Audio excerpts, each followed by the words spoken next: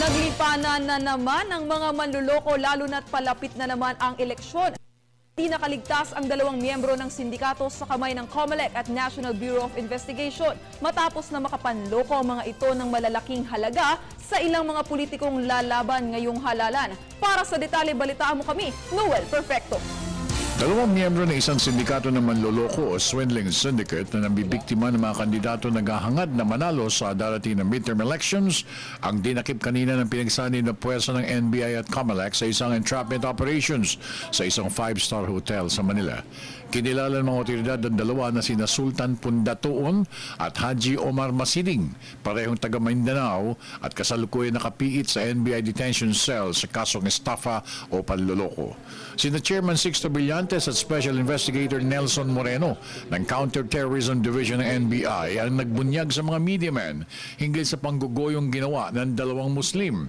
Ayon kay Chairman Brillantes, isang mayoralty aspirant ng Simunol, Tawi-Tawi, si Abdul Salaan Haji Sarum, ang nagreklamo na hinihingan siya ng 5 milyong piso para sa tiyak na pagkapanalo nito sa pamamagitan ng pagmanipula sa PICOS machines. Agad na kumilo si Brillantes para mahuli ang dalawang manloloko. Nakahuli na kami ng isa.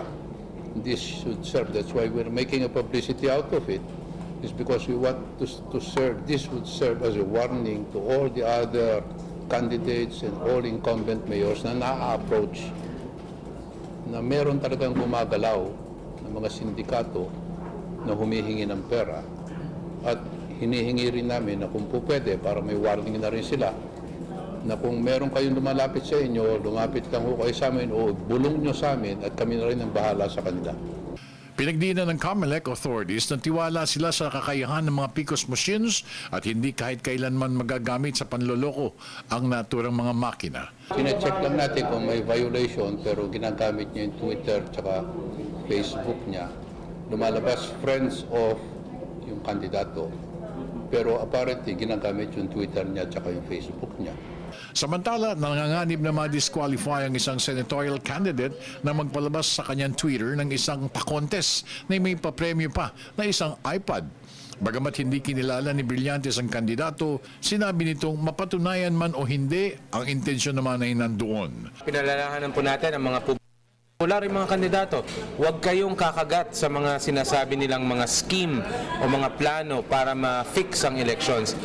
Sinabi po ng ating chairman na walang possibility na ma-fix ang elections, kaya lahat ng lumalapit sa inyo at nag-aalok ng ganyang klase mga solusyon ay niloloko lamang kayo.